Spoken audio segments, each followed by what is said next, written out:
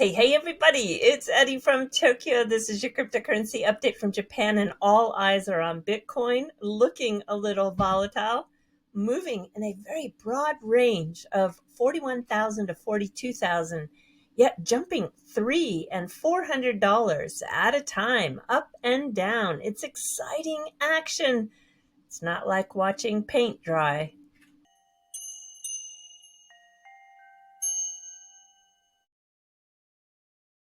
Here's the top 100 by market cap. Eri up again 22% in the 24 hours. I talked at great length about this token in yesterday's video.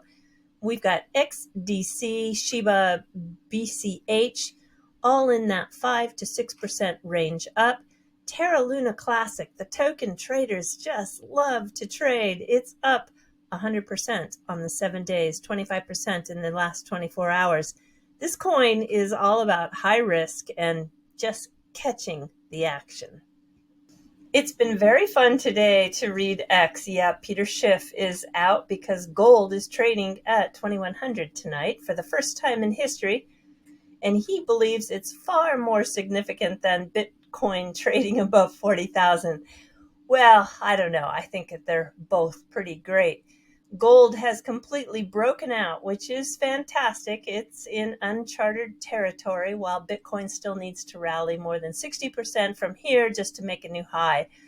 Yeah, well, I don't know. I'd be careful there, Peter Schiff, because that all-time high, I think, is going to be reached in the next coming few months, mainly because of the ETFs and the halving.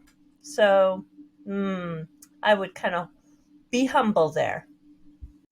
A lot of people aren't letting him off the hook. If he had started to dollar cost average do a daily buy of just $1, he would have invested $4,550 thus far. His BTC balance would be 101, and the current value would be $4 million. And that would reflect an 88,000% up in terms of value. That's incredible. So yeah, I know he's really excited for gold. I am excited for him and for everybody who owns gold, but still the best performing asset in this new asset class has been Bitcoin. And of course, we heard from Max Kaiser. Alex Jones rejected the $10,000 Bitcoin gift from him, which is now worth over $400 million. Yeah, I had not heard about that before. I wonder what year it was that he offered him 10,000 Bitcoin. Wow.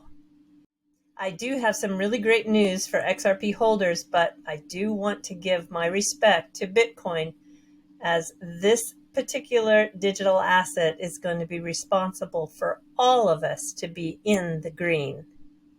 To be honest, I'm really happy when Mr. Kitao, the CEO of SBI, retweets my post. And he had found something where I promoted the deal that he did with Jeremy Allaire in the USDC stablecoin back on the 27th of November. And yeah, that always makes me happy. But let me show you what this beast is doing in the space. And I use that term lovingly. He is just such a maverick. So he announced that he's going to give free exchange fees for the FX trading, which is the pair between the US dollar and the yen. It's called his Zero Revolution. Unbelievable. Yeah, this guy's just smashing it.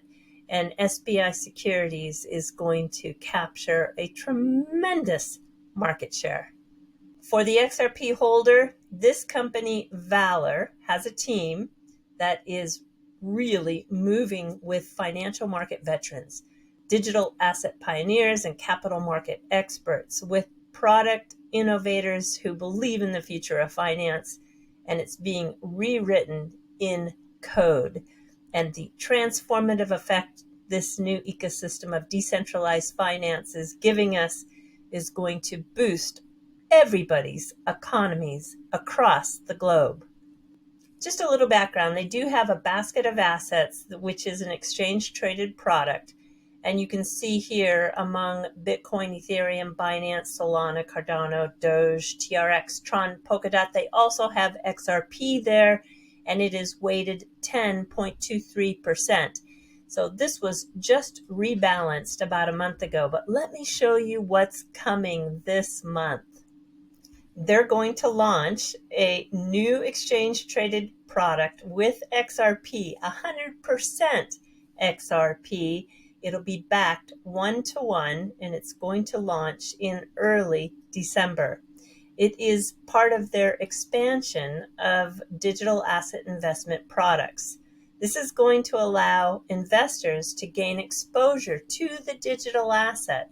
So anytime you have something that's backed 1-to-1, they are actually tying up that digital asset, which has an impact on supply. So physically backed is always what you want to look for, and that's what this is. I just finished in the last 24 hours 2 different interviews with people who are building in the XRPL ecosystem. One which is working with Zahao, and the other one is, well, actually not only on XRPL, but with some other blockchains as well. Really 2 exciting projects in the space. They're going to be part of the Builders series, which will be featured at the Wave of Innovation. That's the XRP Gold Coast 2024 that happens in March in Australia. And I just can't wait to bring you all of the builders that are participating in that series. I have a really interesting article that was published on November 6th about Chris Larsen and his ripple effect. It's really a San Francisco Bay Area centric media, and it talks a lot about what he's doing in the Bay Area. I'm going to put a link to it in the description below if that is of interest to you. I think if you're from the Bay Area, it's super, super interesting.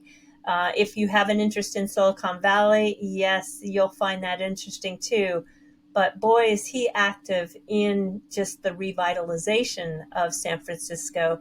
And it's just an overall great article. It's quite in-depth and 11-minute read, they say.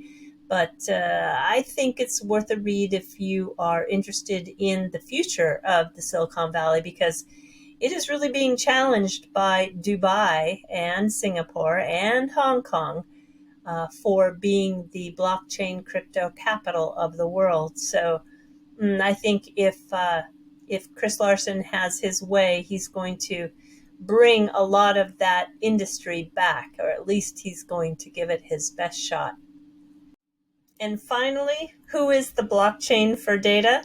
That would be Flare Networks. And I've got just a really quick video that explains the coming of FAssets. I'm telling you, this is going to bring continued utility to not only XRP, but also to Dogecoin and Bitcoin. Very excited for this product. So till next time, do take care. Sayonara for now. Bye-bye. Today, the total value of all public blockchain assets is approximately $1 trillion. However, more than 70% of this value is made up of tokens from blockchains that can't support smart contracts, a critical requirement for decentralized applications. The FAssets system, developed by Flare Labs, allows these assets such as Bitcoin, XRP, and Dogecoin to be used trustlessly in smart contracts on Flare. Minting these tokens as FAssets enables them to earn rewards in DeFi and other types of decentralized applications. Once the FAssets are minted on Flare, they can also be bridged to other networks using Layer Cake. For developers, this means secure, trustless access to a vast amount of currently untapped value and new potential users. To securely represent these assets on a smart contract chain without requiring a centralized third party, the FAssets system relies upon Flare's native data acquisition protocols. Firstly, the Flare Time Series Oracle for decentralized price feeds, and secondly, the Stake Connector for trustless verification of transactions on the underlying chain.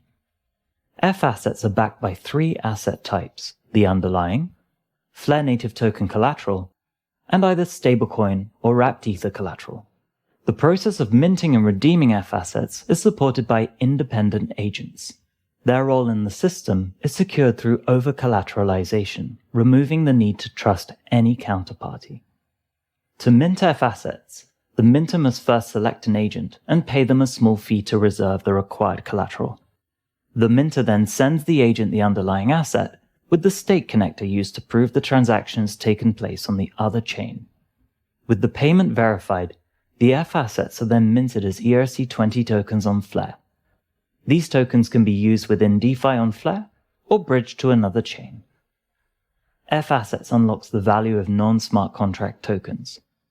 Unlike many wrapped asset systems, FAssets are trustless, meaning there's no centralized entity involved in the process. Holders of FAssets on Flare will also earn FLR from the cross-chain incentive pool for bringing value onto the Flare network.